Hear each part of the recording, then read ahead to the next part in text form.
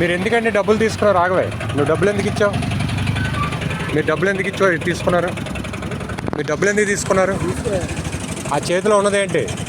నేను చూశాను, తీసుకోలేదు కదా, చూపిస్తాను ఏంటని. డబ్బులు ఎందుకు తీసుకున్నారు మీరు?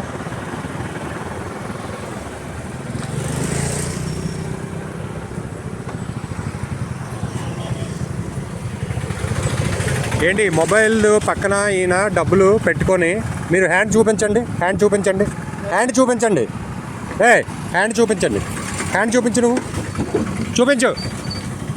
మీకు అలవాటు అయిపోయింది, మీకు ఒక్కొక్కడికి తాడు తీస్తా నేను ఎవడో తెలుస్తుంది నీకు. చూపించు, హ్యాండ్ చూపించు, హ్యాండ్ చూపించు, హ్యాండ్ చూపించు, నువ్వు హ్యాండ్ చూపించు, హ్యాండ్ చూపించు. డబ్బులు ఎందుకు తీసుకున్నావు? డబ్బులు స్టీల్ ప్లాంట్ నీ వల్ల, నీలాంటి వాళ్ళే పోతుంది తెలుసా, మడుగుడిచిపోతుంది నీ వాటి వల్ల, బతికేస్తుంది. దానికి నువ్వు గుర్తించుకో.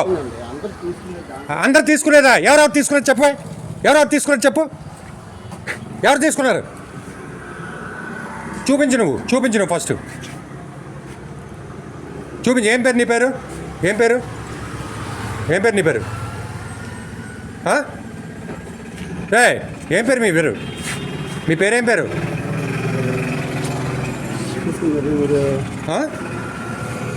అలా తీసుకోవచ్చా? అది మీ పిల్లలకి, భార్య పిల్లలకి ఎవరికైనా మంచి చేస్తుందా చెప్పండి? మంచి చేస్తుందా? చేస్తుందా చెప్పండి?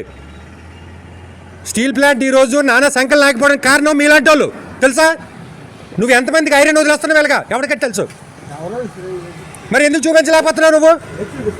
నువ్వు ఎంత తీసుకున్నావు ఇప్పుడు? నేను చూడలేదు అనుకుంటున్నావేట. అది కూడా ఇచ్చుడు దీనిలో రికార్డ్ అయింది. కానీ నువ్వు నిజాయితీగా ఉంటే నేను విడిచిపెడదాం అనుకున్నాను. నీ నిజాయితీ లేదు కాబట్టి నేను కంపల్సరీ రిపోర్ట్ చేస్తాను. చూద్దాం ఏమవుద్దాం. నేను ఎవడో తెలుస్తుంది అప్పుడు. నువ్వు చూపించమంటే చూపించట్లేదు. నువ్వు మొబైల్లో పెట్టేసి ఇలా పట్టించుకొని మీకు అలవాటు అయిపోయింది బాగా ఒక్కొక్కడికి. నువ్వు మీకు మంచి అని చేస్తుందా? మీకు మీ భార్య పిల్లలకి ఎవరికైనా ఏంటి ఇది చేస్తుంది? ఇలా తీసుకుంటే డబ్బులు తీసుకుంటే మంచి చేస్తుందా? చేస్తుందా చెప్పండి? మరి ఎందుకు తీసుకోవడం? కక్కుర్తి పడ్డా ఎందుకు? ఏం చెప్పండి, కక్కుర్తి ఎందుకు?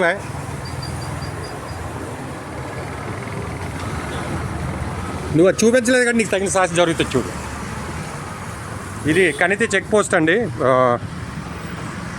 ఈ చెక్ పోస్ట్ దగ్గర వీళ్ళు డబ్బులు కలెక్ట్ చేస్తున్నారండి. ఇక్కడే కాదు, అన్ని చెక్ పోస్టులు కూడా స్టీల్ ప్లాంట్లో వీళ్ళు ఏంచి డబ్బులు అక్కడ పాకెట్లో పెట్టాడు ఇప్పుడు ఆయన. ఓకే, వీళ్ళ దగ్గర ఏంచి వీళ్ళు ఎప్పుడు కూడా వీళ్ళ దగ్గర డబ్బులు కలెక్ట్ చేసి జనాలను విడిచిపెడుతూ ఉంటారు.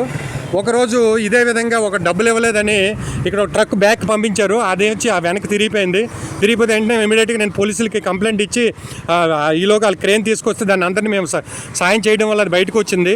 లేకపోతే వెనక్కి దిగిపోయింది. అప్పుడు ట్రాఫిక్ జామ్ కూడా బాగా జరిగింది. అది కొంతమంది ఉన్నతాధికారులకు కూడా ఇంటిమేట్ చేశాము. ఇది ఇన్ఫర్మేషన్ అండి.